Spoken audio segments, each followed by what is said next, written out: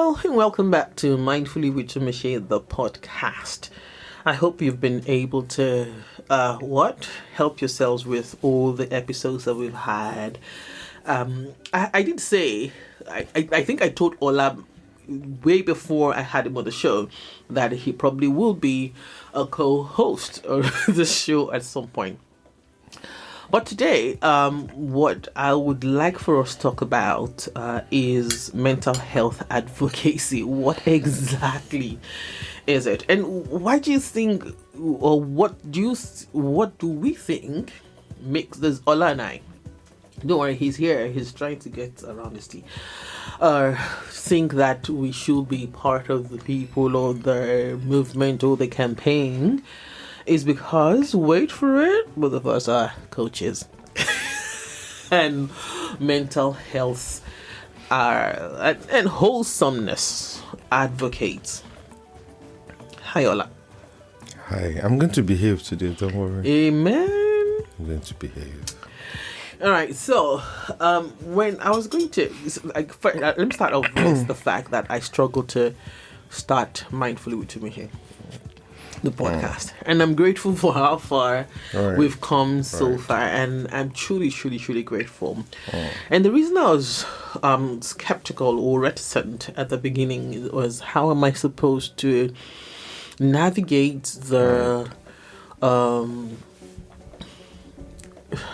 this word is big and I can't pronounce it, but it's in my head. Ubiquitousness. Right. The pervasiveness. Yes. That's a bit. That's as opposed to right. Of protecting your mental health. It has become so pervasive. It's when you hear it, you just. I literally can see people like, okay. What else? And I have a different, description for what mental health is or what protecting my mental health is. Right. For me, it's about the community you build. It's about the relationships you have. It's about the relationship you have with yourself. It's about you understanding where you're coming from on the way to where you're going to. Is understanding that even the things that look bad or come off as bad right now is actually good for you if you sit down with it, understand what they want to teach you on the way to where you're going. So, what's your view?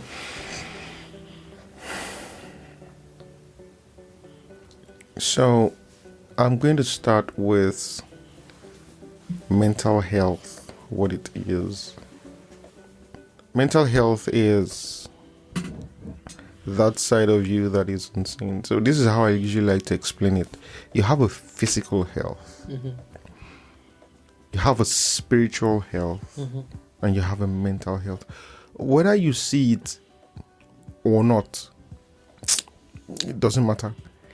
It's the fact that these three components come together to make up you. And then it's the balance of the three of them that makes you a balanced person is what you should be looking at. Right. So when we talk about physical health, you can always tell that something is wrong with you.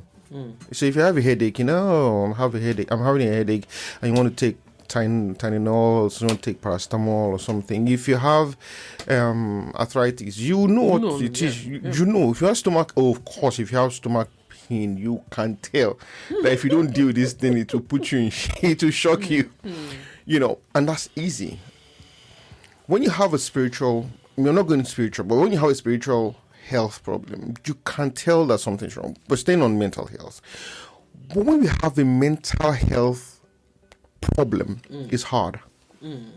So the question is, why is it hard to know that there's a need for us to seek help in this area? Because when you have spiritual problems, you go to your spiritual whatever, But why is it hard that when you have issues with your mental health, you find it difficult to do that?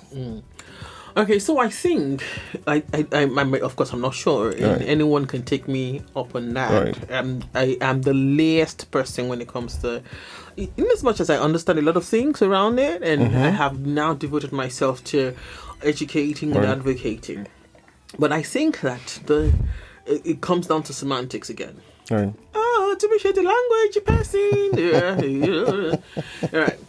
So there's mental health, there's mental health disorder, and there's mental illnesses. Right. All right. So once people hear mental health, Right. the first thing That comes to is mental illness or right, disorder. Right. You know, and that just Right. And just fries their thinking. what mental health basically is taking care of your emotional, psychological, and social well-being. Period. Period. The way you think, Period. feel, and act, Period. and how this relates with people. That's it. And so, if we're able to start at this busiest level of understanding of what mental health is, we can graduate from there to now talk about why then would you have a mental health issue and still not seek help. Okay. Once you realize it's not a mental Illness. which of course you know you have to seek help. When you know it's not a mental disorder, which you know you have to seek help, why do you think that if you have an emotional unbalance, right, or something that you have tried to deal with but is not working, why do you think that you don't need to seek help? Okay, so of course you know about Living Mindfully, my book. When I was going to write that book, I had what I just did. Trust me, what I did was the initial thing was to write. I curated the stop, breathe, notice, reflect, respond, and resolve, the SBNR, the process in there. And because that's the process I used to deal with myself, that's the process, So if I get into an event, okay, so why is this triggering you? Okay, what have you noticed that is making this trigger? Why didn't you just take a break first? Oh, you have been able to find out why this is triggering you. Reflect, then resolve it, move forward, and then you'll be able to. It is not. Okay, and then I remember after writing it, so what I wanted to do was just to offer that SBNR to clients who come to BHM coaching for coaching. And okay, so this is a free whatever, you come in, take this free, and we'll talk through. It's a mindful practice I offer, but I sent it to a friend, a coach, a coach friend, Dimitri. I sent it to him, and he said, no, people need to understand why and how you got here. Right. I'm like, I'm not ready to tell the story. I said, fine, but then you're creative. You will know how to write that story without writing a story. Right. You will know how to write that story without writing a story. And then he began to ask me, what is your goal? So my goal is to help those who come to my practice to understand how events, you don't necessarily have to have been diagnosed, but events will shake you. There's some event, in fact, smell. Right. You could smell something and it just triggers you. That is you being aware of what and where you are, being in total communion with yourself. And when you can ask yourself, why did that smell upset me? Or was it supposed to upset me? Right. Oh, that was why. Right. Oh, isn't that bad? Okay, this one is going to ever going to be there, but now I can handle the smell. Right. That's basically what SBNR is. And when he took me through that, I was like, okay, I would tell small of the story, a part of the story and all that. And another thing, being on traffic radio. Right. No. Being a radio presenter. Right. And it was FM, yes. But being a radio presenter with a government station tested my strengths, tested my tolerance level, tested everything that I call values. Tested it. It tested it, and I knew it. But then let's zero down to traffic radio.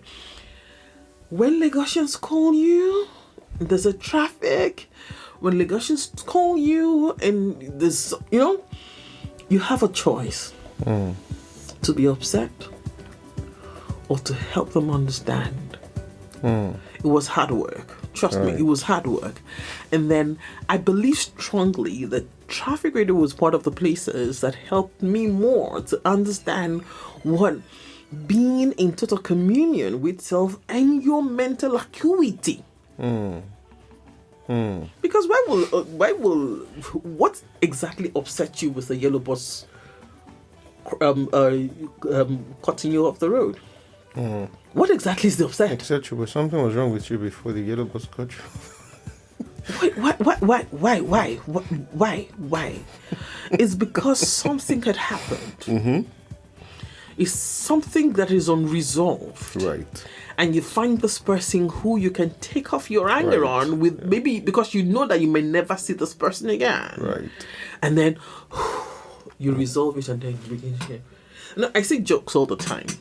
When they say, you're worshipping in your car, Jehovah, and I'm like, okay, Tunmise, do you do that? I'm not going to say I don't, but you know how I checked myself a long time ago. If I cuss in traffic, my children would tell me to put money in a jar. Right. I don't have money.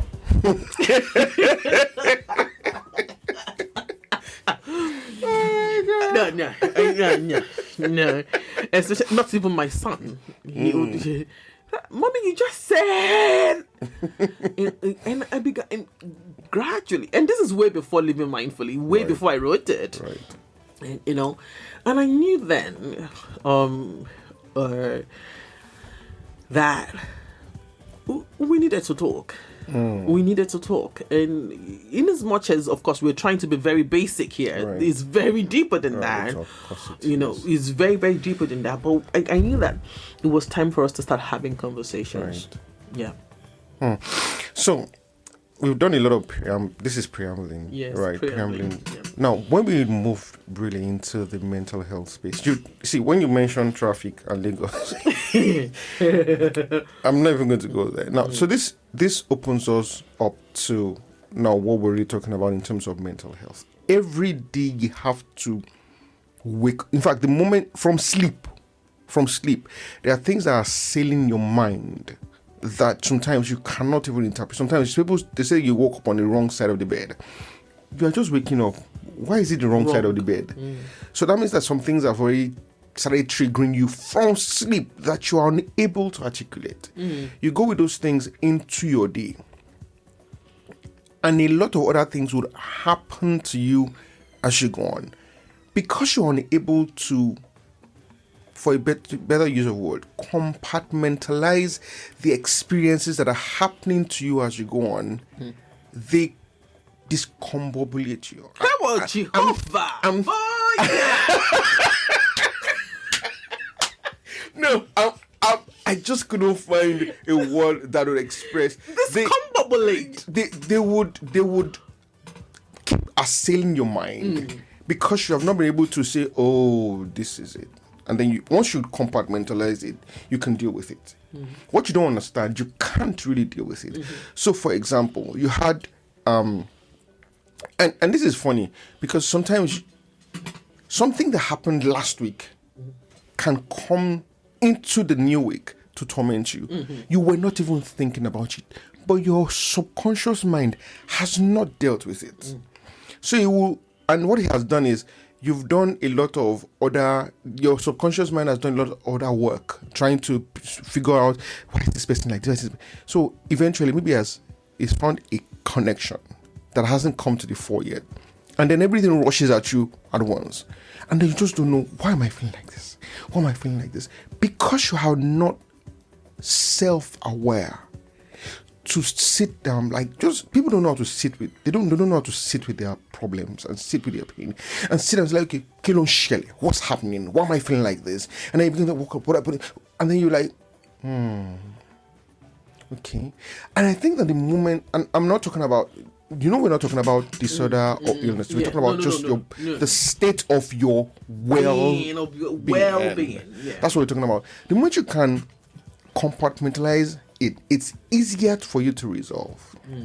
So, for example, somebody spoke to you somehow last week. Your boss is, okay, I'll give this example. Very nice one. Someone was telling me recently that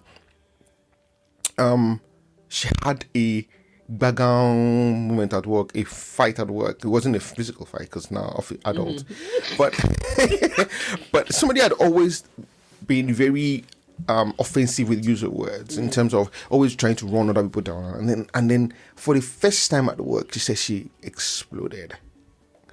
And then she said she felt bad after that. I said, no, that's normal. That's normal. When you're mad, yes, you're not even sure you're mad at that until you come back to it.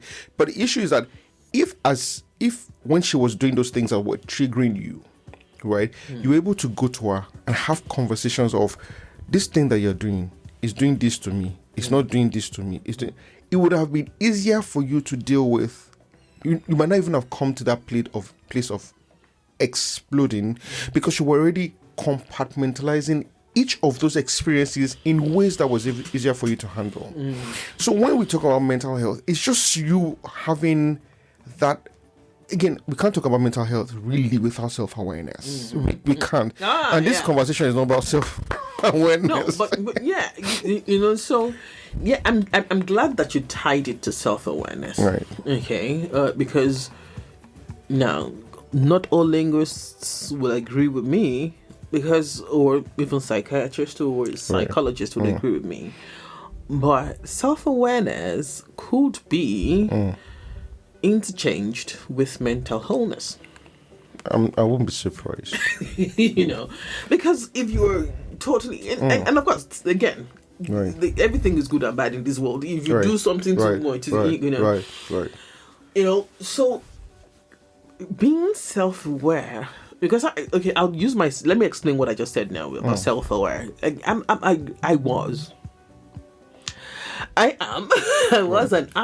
I'm a very self-evaluating person. Right.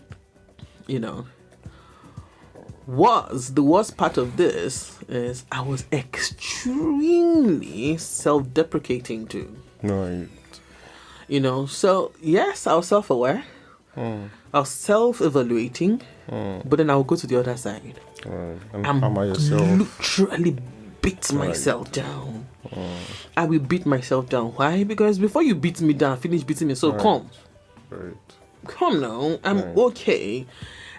Trust me, it takes a lot of inner strength. It takes a lot of surrender to a higher power. And for me, that's God through Jesus Christ. Right.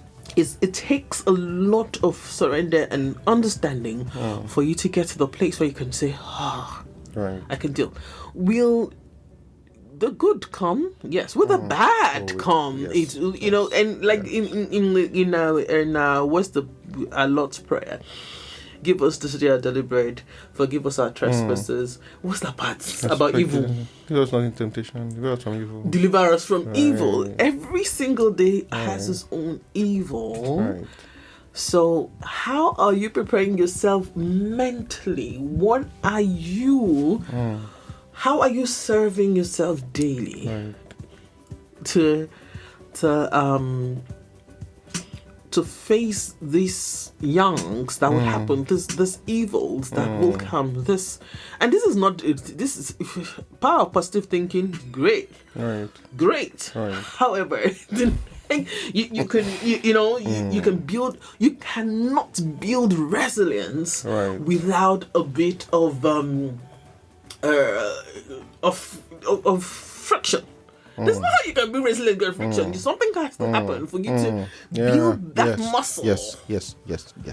You cannot. So Yes. you cannot. Yes. So when people say to me, especially when some people hear some part of my story, like, "Oh," like, did I cry? No, I do not invalidate my pain. I do not invalidate the processing. Yes. But the truth is, where I have come to, I tell myself, will I be that Tunmise if I didn't? Were they painful? Oh, heaven, yes. Right. Oh, they were painful. Right. There were really, really dark times where there were times where I carried cloaks upon cloaks, invisibility cloak, Harry Potter fans. You know, invisible but heavy. Right. You know, but they built resilience. Right. One of the things that you said now, and I feel it's something we need to touch on, maybe not talk about, touch on, is this issue of, it just occurred to me now that the issue of wanting to be validated is one of the issues, is one of the major causes of mental health Suffering. Yes. Why?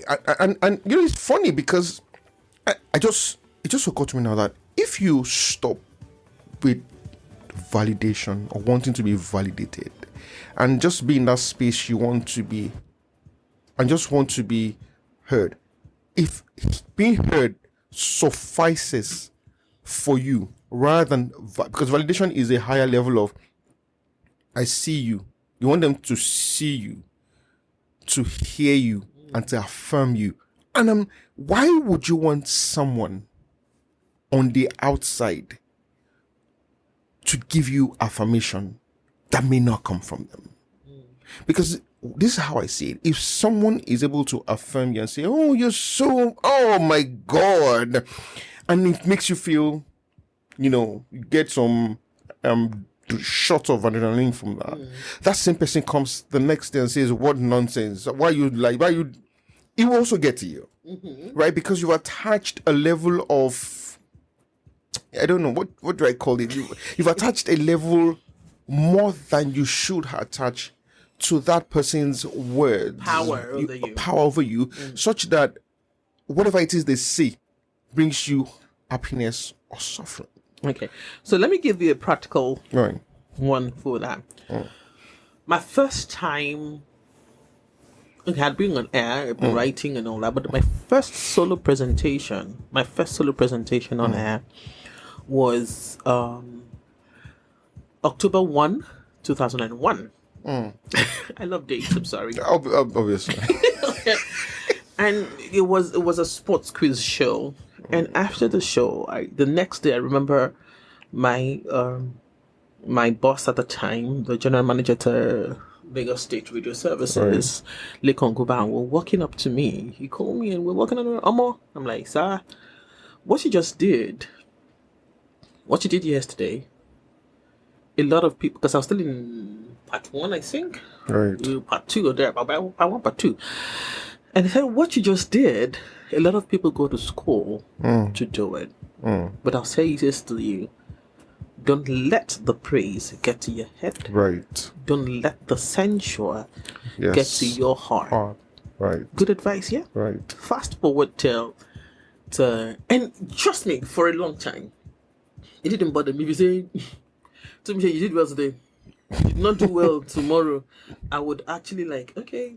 Look at the feedback. But when you tell me you did well, it truly, it took me a long. I'm just learning. I'm just learning to embrace accolades or whatever it is that we call it.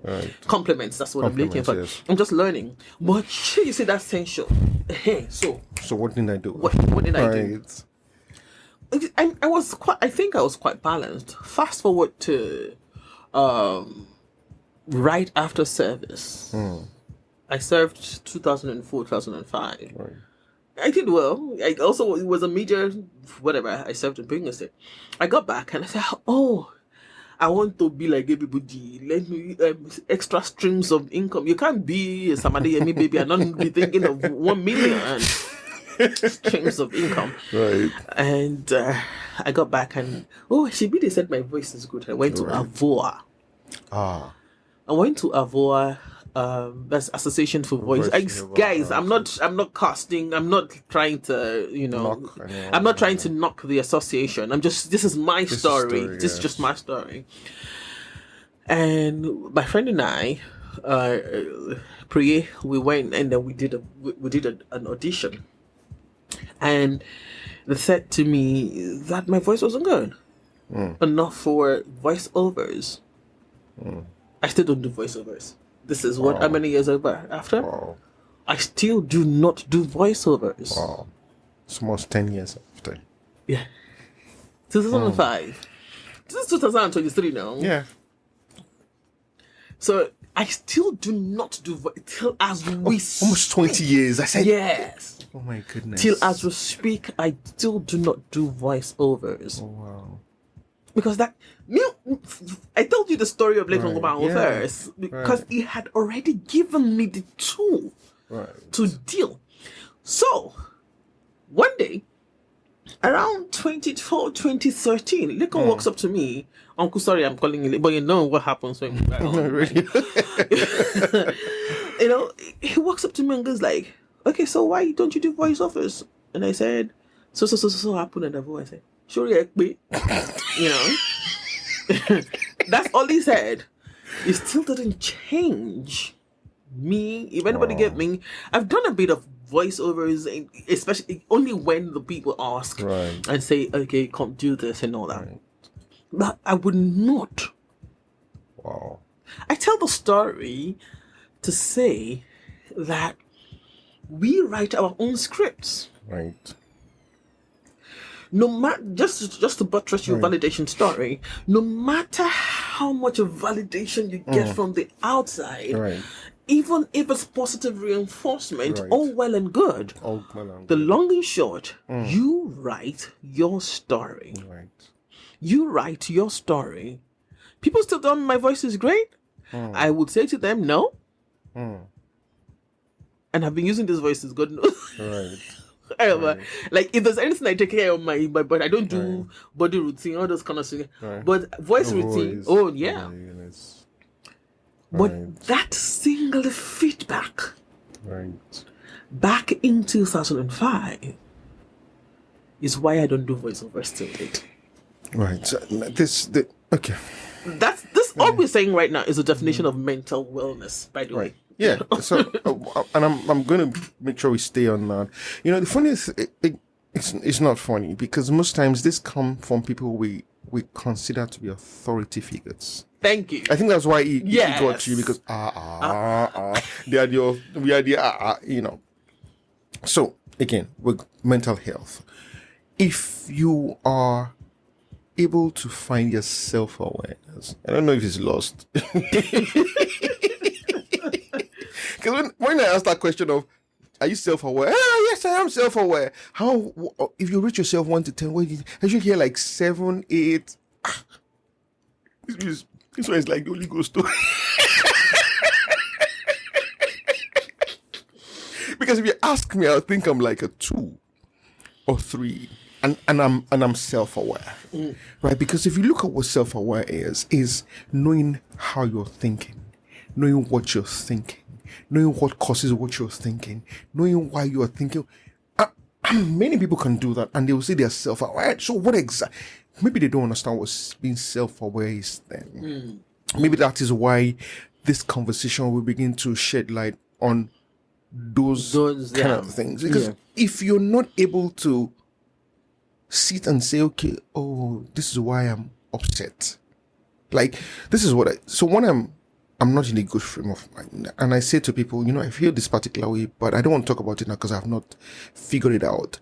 Don't ask me, tell me, don't ask, because by you, I know that as a trigger for me now, because you're trying to force me into a place I haven't even entered into. A lot of people don't know why they get angry. They don't know why they get upset. So even now, when people say, are you angry? I can tell you I'm not angry. I can tell you I'm upset. Because once you understand the power of words again, once you're self-aware, you're able to scale on the scale. You're able to know exactly where it is you are per time with your emotions, which helps you. For example, you're not angry, but you're upset. Mm-hmm. I can tell you, nah, I'm not angry. But what you did, I'm pissed. And because you're able to self-regulate. Yeah. Right? It helps. That's what I've been looking for. But you cannot self-regulate what you are not aware of. Which is, so we can't even talk about self-regulation. We have to stay on this self-awareness and help people see. And that's why it's called self-awareness. I cannot tell you how it is you are because that's not self-awareness. I can look at you and say, this is how you used to behave. But there's a tendency for you not to agree with me. Yeah. True. Because why? That sitting with yourself has not happened. You have not. There's this word I'm looking for. I remember reflection. I don't remember the other one. If I remember about it. When you are not able to do that with yourself, introverts do this a lot. When you, oh my Jesus Christ, retrospect. Thank you very much. When you're not able to introspect, you cannot effectively reflect. Trigger word there that helped me with that word. Introvert. So it's easier for introverts to get to do this because they tend to introspect a lot. Most times their own introspecting is negative. Oh, yeah. It's a dark one. Say it again. When I'm saying introspect, I'm saying sit down and think about what you're thinking about. Yeah, think about what you're thinking about. Okay, so right. Because we really wanted this to be short because we can go on this conversation on and on. So we have mental health, well-being that we've talked about, and then we have the mental health illnesses, which streams from mood disorders, anxiety disorders, personality disorders, psychotic disorders. Right. Like, we're not going into it. Nah. We're just trying to put it out there so you understand that there's a difference between daily giving yourself the impetus, the power to relate with yourself and build your mental capacity and strength, so that even if you're predisposed to this mental health questions in form of mood disorders, anxiety disorders, personality disorders, and all of that, because the truth is everybody has a panic attack. I don't care what you want to tell me. Every single person on earth, something stops you. Right. What makes us different is how we respond and how we manage it. Okay, I live with bipolar affective disorder, and even before I knew that, before I was diagnosed, I never had that panic attack. No, until this year, I came across a book by Sarah Wilson. First, will make the beast beautiful. She lives with a million kinds of disorders. She's bipolar. She's and then she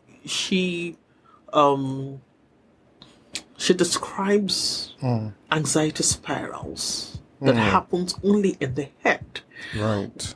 And mostly creators have this. Right. Because for me, I was just everything, and it just was working well for me because I was a radio person. Right. So when I got to that point when I had overwhelming thoughts and I was anxious and I was I'm either writing, or I channel it to the music I'll play. Anyone who listened to me well on radio at the time would know what my mood was today. The things I'm writing on my scripts, the things that are my speech bands, if we were aware enough, people would know that. Okay, what's going on? So that was, and I was like, because I used to boast in me panic attack. Right. Until I read that, and then she's explaining her own, and I'm like, It was the external giving it the external voice that you weren't doing in a particular way, right? So Michelle, not you though. You know, so that's one part. And so quickly, Bill, like I really want us to keep this short so that we're not overwhelming with information. So people say that the symptoms to look out for when there's a question, the mental health question, is you're feeling sad and down, you're confused and thinking, and you have the reduced ability to concentrate, excessive fears and worries, extreme feelings of guilt, extreme mood changes of highs and lows, withdrawal from friends and activities, significant tiredness, no energy, we could go on and on. You could Google it also. Right. All of us have it.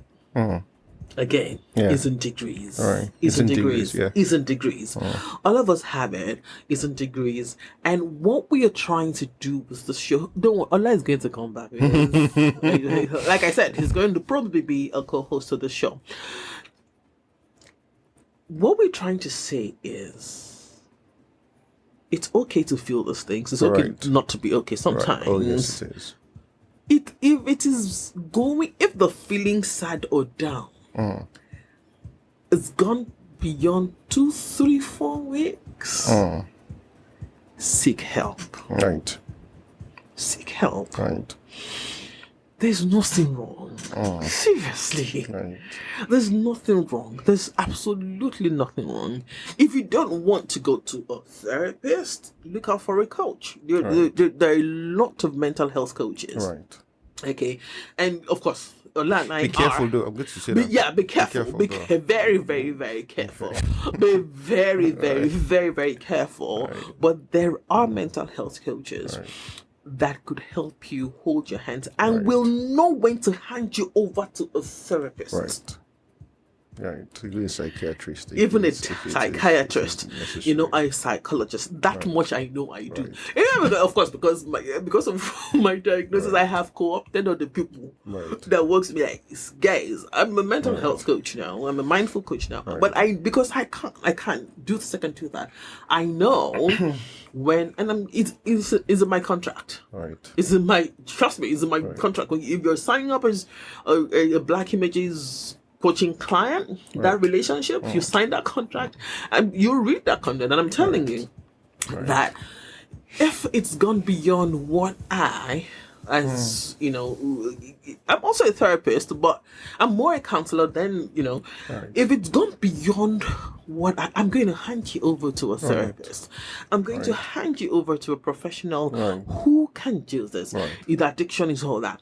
So it is about us leaving that place, that culture of silence, isn't it? No, I don't want to get you to take you, because I don't trust you. I don't trust myself.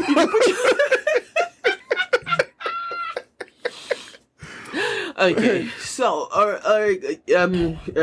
so what again did I want to say? Ola, what again did I want to say? Plenty things, but we don't say plenty things. We can't finish it. Right. Okay, so I was going to say something before we run on this. So you said something about how you feel. Those feelings are just telling you something is wrong. Yeah. That's it. If you're having a headache, you know something is wrong. Why is it that you feel sad and you don't want to investigate what the issue is? That's just it. That's the question, isn't it? That's it. And I think that the moment you begin to understand that these feelings are not good or bad, they're just indicators of something that is right or wrong with how you are in your mind space.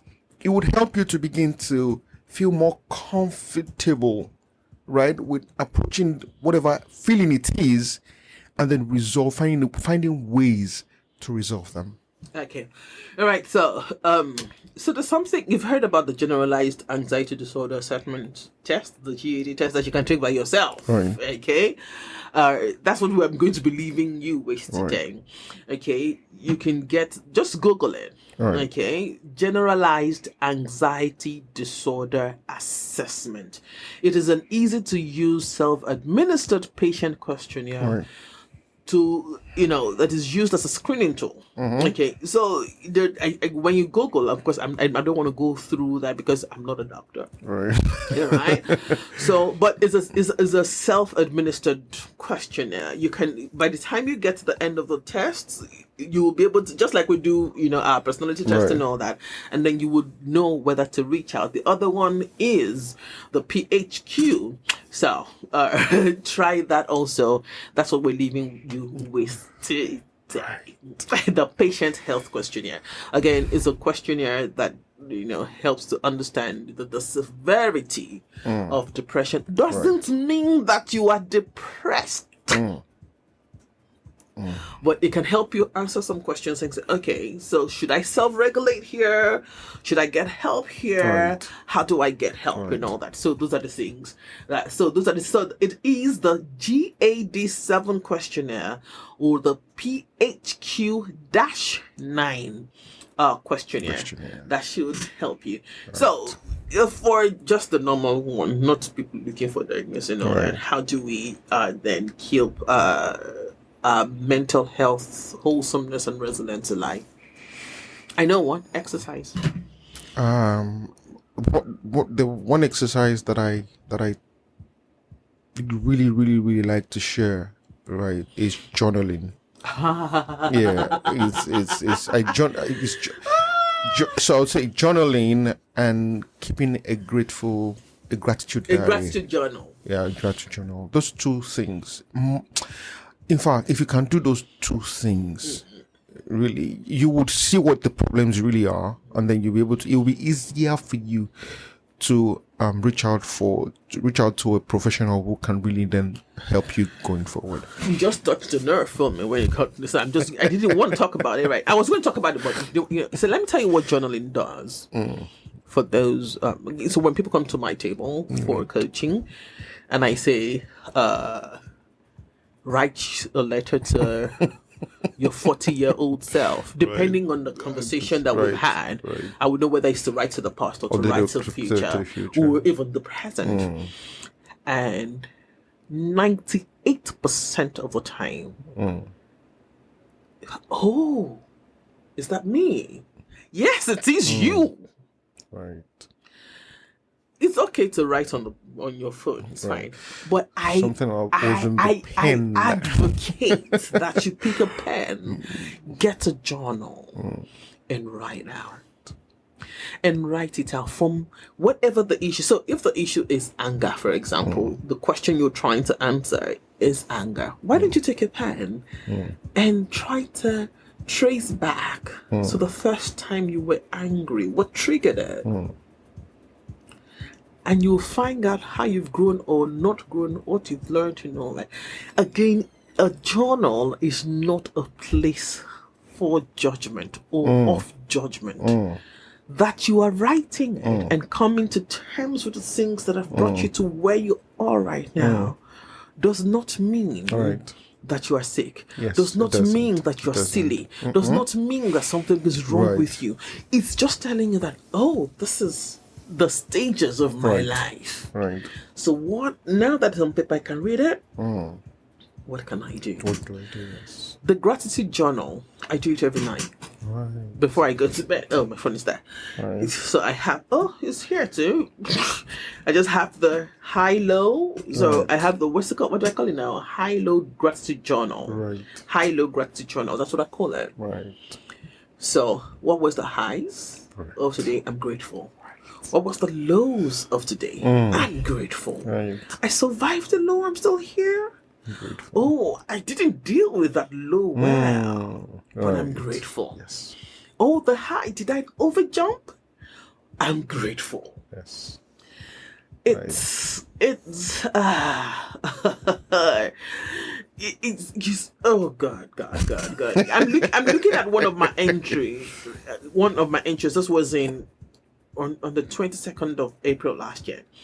Again, the law is talking too much, hearing too much, but grateful that there's clarity still. Right. I still gain clarity and insights while working with words. Right. I don't like the fact that I talk too much or perceive that I talk too much to make or push myself to be seen or heard. On the other hand, that is absolutely true.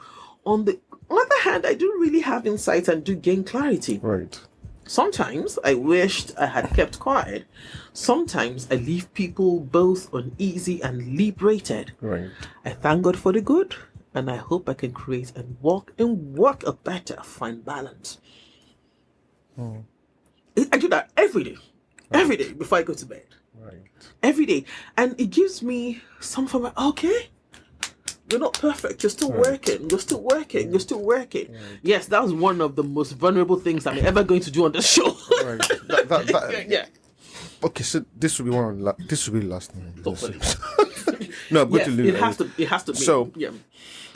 You know what that does for you when you do it before you go to bed is that it allows you to put all your problems by your bedside and go to sleep without with as little problem, which means that your mind doesn't have to wrestle with those thoughts anymore. You've shown that you're grateful for them. Because you're grateful for them, your mind already accepts that, okay, maybe it's not a problem, let me not disturb her this night. So you wake up the following day, even when you wake up and you're feeling a particular way, is a lot more easier for you to identify what the issues are because you already have them compartmentalized. Right. Okay, so I'll give you some ways to maintain your mental wholesomeness. Get regular exercise. Right. I know we don't like to hear it, but it's not just for weight loss or for weight gain. I'm serious. And I don't want to go into the endorphins, dopamines, and all of that. But it is a place where you can find yourself. Google it. Eat healthy. I know it's hard to eat healthy. The economy is not, that Gary is healthy. Gary and granite is healthy. Right. Garden egg and usoji is healthy. Right. A bit of fruits here. Buy 100 naira pawpaw. Right. Pawpaw is in season now. Is in season. Just eat healthily with what is in season. Don't go overdo. But with what is in season that you can easily pick and all that. I know most of us, people like me, I want to buy in bulk and that. Don't try it. Make sleep a priority. That one I'm going to look at. Myself and sleep, our relationship is getting better. But I'm going to, our relationship is getting better. Chronic insomniac speaking here, but I've been able to work around it, and our relationship is getting better. Right. Try a relaxing activity. Right. Or activities.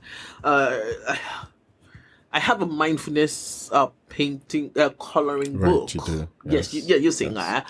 I have a mindful. It's like because somehow you're chipping about. Just find something creative that that's outside of your everyday, that takes you out of your head space into your heart space. That will work. Of course, they say focus on positivity. Stay connected with people that will give you, stay connected to the one that is right. I say I've said the last thing because you're going to put something else now.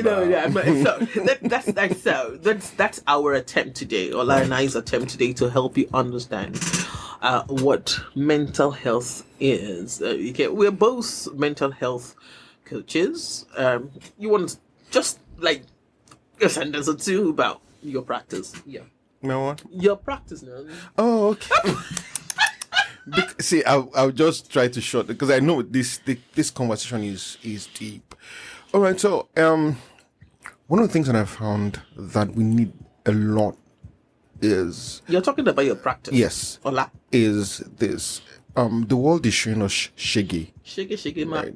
Pro Max, and it's showing everybody shaggy, including your coaches and your doctors, but for some of us, we found a way to deal and to cope with it, and then what we want to do is share with you those methods that we found work to help you to live your life also more wholesomely, more beautifully, Basically, that's what I do.